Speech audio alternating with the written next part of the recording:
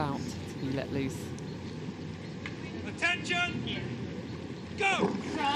Explosion into action. We're looking at a heat of the Ireland Challenge Cup for University Women's 8. Yale University on the left of your picture, and on the right it's the women from Washington. The Bulldogs versus the Huskies. Wow, that was fast and ferocious, wasn't it? We've seen Brown, now we're seeing Yale versus Washington. The American colleges are here in force, testing themselves on this iconic course. And look at that shot of Yale. You know, high rate, power on, direct, trying to get an early advantage.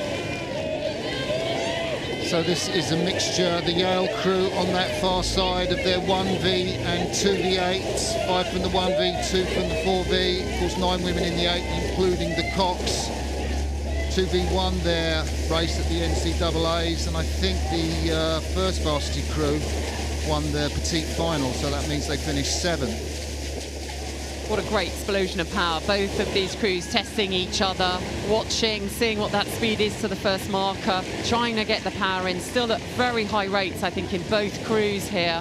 Not going to give away anything at this point. Coxes are urging them on. It was very noisy out at the start, and Yale are now trying to make a move as they move away from the island. It's a great move by Yale. I think I had Washington down to be the winners of this race, Kath, and it just shows you actually in this, you know, live match racing that anything can happen. Yeah, it's not over yet. It is often who can get that slightly longer rhythm, who can settle, because there's a lot of tension at the start. There's a lot of power that goes in, and the transition is so important that at the moment Yale have transitioned out of the start into slightly longer, slightly looser rhythm, and once you get into that, it gives you inches every stroke. Just looking at the blades there of Washington, and we will zoom out and we'll see in the stroke seat Carmen McNamara Smith, the native of Seattle. There she is in the stroke seat with the white peak cap on and the bunchies, holding her hair up. And Grace Murdoch is sat in front of her in the coxing seat. This is a really powerful women's university crew, and they will not expect to be down against against Yale. And that is a test, isn't it? That is a test, and anything can happen. It's a long way, but at the moment, Yale are forging ahead. And we can see the bow there of Anna Scott in the Yale crew, who was in the final of the Reminen Challenge Cup with Oxford Brookes in 2021. And, you know, back again, having had that experience with Brookes, to apply those lessons again, this time in the colour of Yale. Yeah, it's amazing, these American college crews. We talked about it in commentary so often, but they are multinational crews. You'd think, you know, Connecticut, Yale in Connecticut from the east of the USA, Washington on the west coast of the USA, coached by Yaz Farouk, former American Cox. You'd think, you know, that they were mostly American athletes, but that's not the case at all. No, and of course we have, you know, New Zealand junior experience in the 6th seat of the Yale, Veronica Wall, and yeah, you know, it's an international experience. It's a hell of a rowing education to be part of those programs, isn't it? And Washington are down at the moment. It looks about 1 length. Washington on the left of your picture. The Huskies are losing to the Bulldogs of Yale at the moment. Yale are pushing ahead further, aren't they, with every stroke? You know, the heads are up, it looks livelier, it looks lighter, it looks more powerful, whereas it suddenly looks very heavy in the Washington crew. And they've got to find a way to lift themselves, to reset the rhythm, because at the moment there is clear water that is increasing between the two crews. Yale's coaching team of Will Porter, Kristen Wilhelm and Jamie Snyder. Not sure quite who's with them over here in the UK.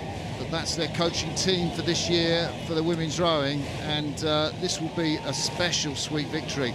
I remember commentating on the men's version of this race a few years ago when the Huskies raced the Bulldogs, and they had been going toe-to-toe in the American races, and it's such a big deal. There we see Apajita Chonan, 23 years of age. She's coxed at under 23 level.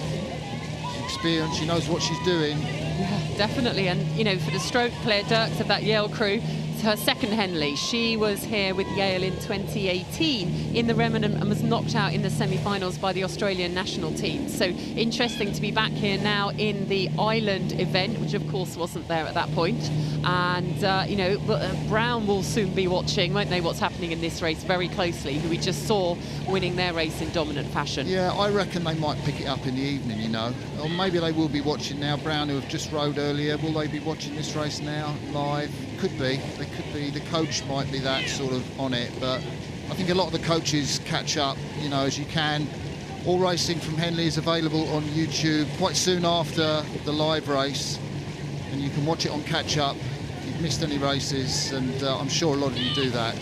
This is Martin Cross with Kath Bishop, Henley Royal Regatta's presentation of the Friday at Henley.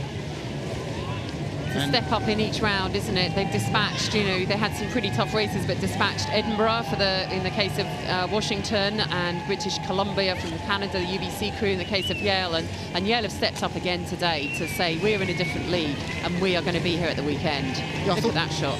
Yeah, that's a great shot, isn't it? You can really see them coming round the pin with their blades, just getting that length out forward. They're on it very quickly, aren't they, the front? So they're not losing a lot between when you drop the blade and kick the legs, which is critical, isn't it? That's the sort of, often the speed you give away if you can't coordinate that. But they're dropping it out but way round the pin before the legs go down.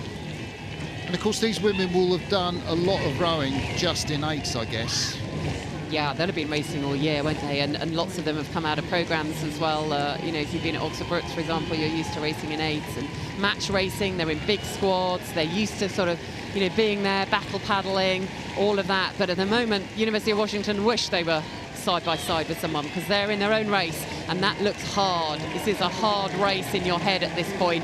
What can you do? It feels hard work. You know that the course is running out and you can't see Yale because Yale are dominating out front. So along the enclosure, it's the Yale Bulldogs who have handed a defeat, it looks like, to the Washington Huskies. I guess they're about 4 lengths behind now.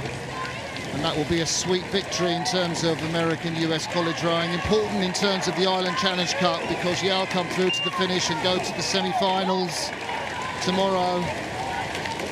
And taps on the boat. That's one thing you do when you're tired, you tap on the boat, and that indicates good row. So they're very pleased with their row. Washington crossed the finish line. Second place, fist bumps all around. 3 cheers. And a convincing victory for Yale over the University of Washington.